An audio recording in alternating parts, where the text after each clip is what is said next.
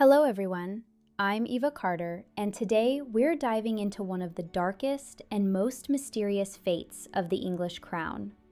We're talking about a woman whose name, for many, has become nothing more than a spicy cocktail or a chilling urban legend.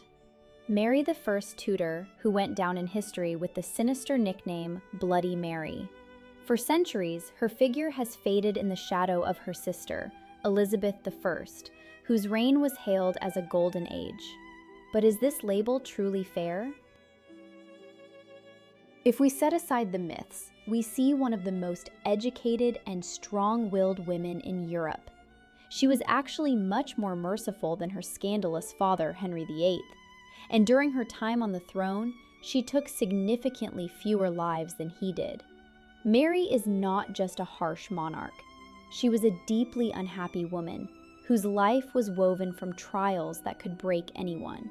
Before we begin untangling this complex web of intrigue, be sure to subscribe to the channel and hit the like button. Your support helps bring history to life. Mary's path began in an atmosphere of loss and hope, while her mother, the proud Spaniard Catherine of Aragon, was still trying to establish herself on a foreign throne. The girl's very arrival into this world was marked by great difficulties. Catherine was never supposed to marry Henry. She was originally betrothed to his older brother Arthur.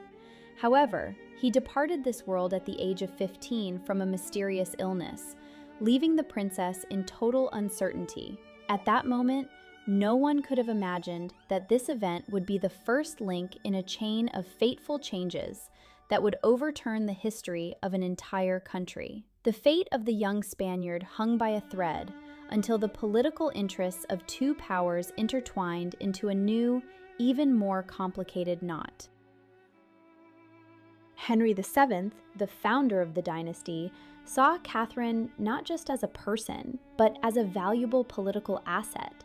Relations between England and Spain had resembled a powder keg for years, and a marriage alliance was the only way to avoid new clashes. The king even considered taking his son's widow as his own wife, but the church would have deemed such a union unacceptable.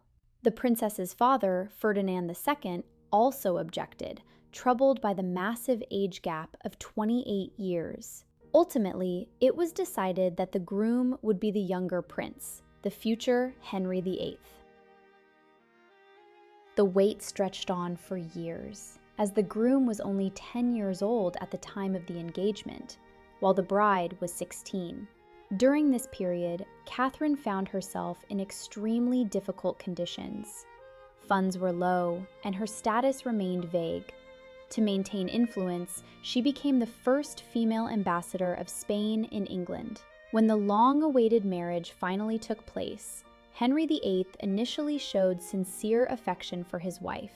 However, over time, their feelings began to cool rapidly. The cause was a series of tragedies. Of 6 children, only Mary survived. Their firstborn, named after his father, departed this life just 1 month after arriving. It was this irreparable loss that shattered the couple's trust, turning their lives into a cycle of mutual blame. Mary grew up in an atmosphere where family warmth was slowly replaced by a search for the guilty. From an early age, she realized how fragile a woman's position was at court, and how quickly a monarch's love could turn into icy indifference. Despite the growing tension between her parents, the girl received an exceptional education, becoming one of the most brilliant figures of her time.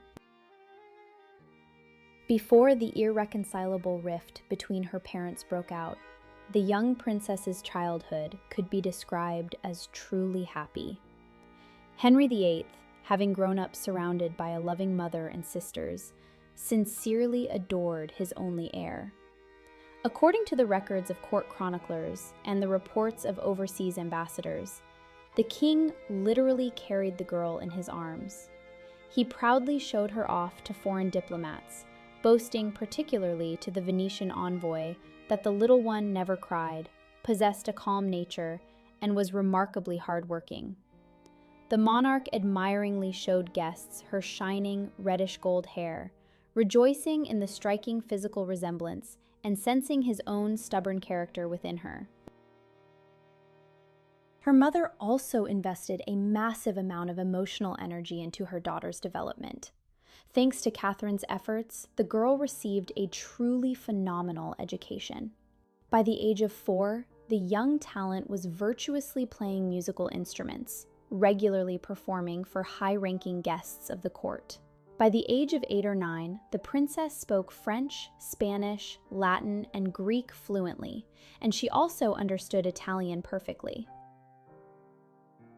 But the most important foundation of her upbringing was her deep, unwavering faith. She grew up as a convinced Catholic, absorbing devotion to the church from her mother, who was a fierce defender of old traditions. It was this religious zeal, planted in those serene childhood years, that would later define the entire course of her reign and lead to many fateful decisions. For now, the girl enjoyed her father's love and universal admiration, unaware that very soon her brilliant future would become a pawn in endless political bargaining on the international stage. By the time the girl was only 2 years old, her future became the subject of complex diplomatic deals. The first contender for her hand was the French Dauphin, who was only a few months old at the time. At the formal betrothal ceremony, the little princess behaved flawlessly, even allowing the groom's representative to place a tiny diamond ring on her finger. However, the alliance with France quickly lost the king's interest. Soon, her father's attention shifted to Charles V, the Emperor of the Holy Roman Empire. Despite the fact that the groom was her first cousin and possessed a specific trait, a prominent protruding lower jaw, this marriage was considered a matter of state importance. But here too, the political winds shifted. Charles preferred an alliance with Portugal, leaving the 6-year-old girl behind. A string of failed unions followed. The lists of potential husbands included the French monarch, his sons, and the Scottish King James V. But the most shocking and chilling plan of her father was the proposal to join Mary in marriage to her own half-brother, Henry Fitzroy. The monarch was desperately searching for a way to make his illegitimate son the heir to the throne, ignoring church prohibitions. This plan was only halted by a firm protest from the church and the fact that the youth departed this world at the age of 15. All these games moved to the background when Henry finally realized that Catherine of Aragon could no longer give him a male heir. The king began to look elsewhere to continue the dynasty, and soon a figure appeared on the horizon whose presence shattered Mary's familiar world to its foundations. In the year 1526, the king's attention shifted to Anne Boleyn. She did not want to be just a favorite, like her sister, and demanded legal status. For Mary, this moment was the beginning of a massive crisis. Divorce in the 16th century was unheard of, especially in the Catholic world. To legalize a new relationship, Henry entered into an open conflict with Rome and the Spanish crown. This decision hit Mary with the force of an exploding shell. She was declared illegitimate, stripped of all her privileges and her right to the throne. The father's treatment of the mother became truly harsh. Catherine of Aragon was literally forced out of her chambers, which were handed over to Anne. The proud Spaniard was offered the chance to retreat to a convent, but until her final breath, she called herself the only lawful spouse. The cruelest trial for Mary was the ban on communicating with her mother. They were not allowed to see each other or even officially exchange letters.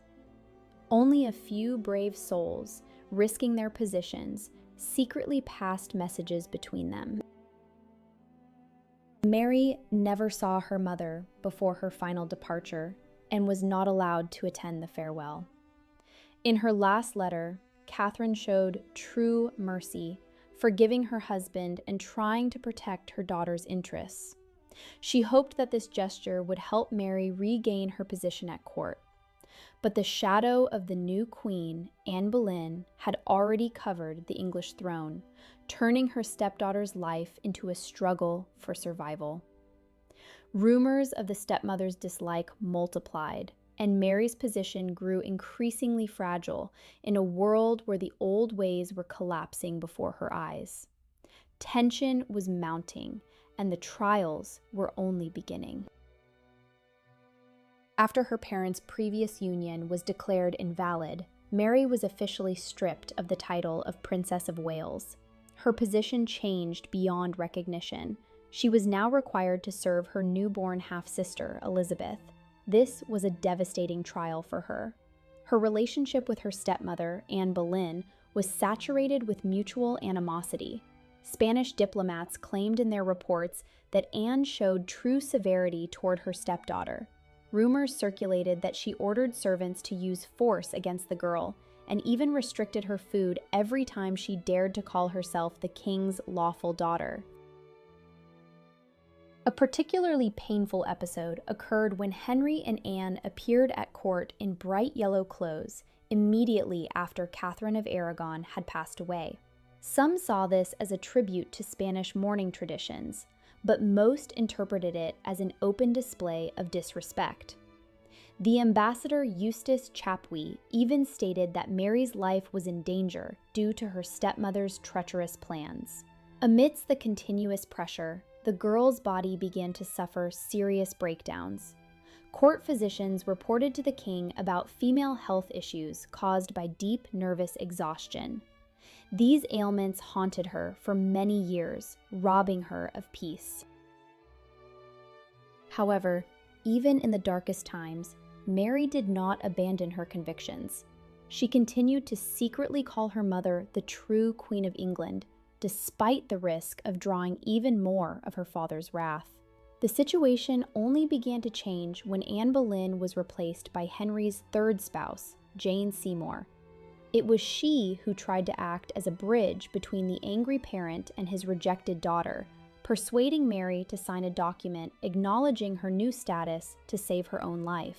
This reconciliation gave her a chance to return to court, but ahead lay a collision with a new generation of the family and questions of faith that would become even more acute.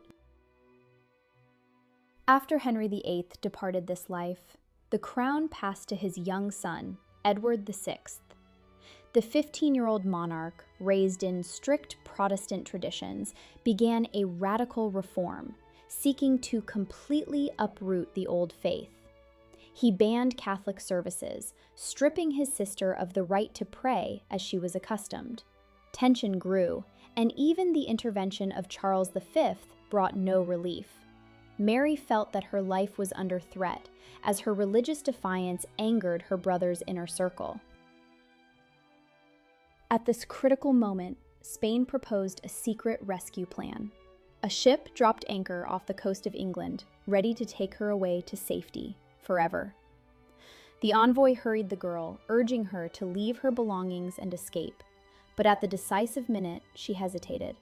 Mary suddenly realized that fleeing the country meant an eternal surrender of her legal rights to the throne, which her father had restored shortly before his departure. She chose to stay, trusting in the predictions of her brother's short reign. And the prophecies came true. Soon, Edward VI, exhausted by a heavy illness, took his leave from this world at the age of 16.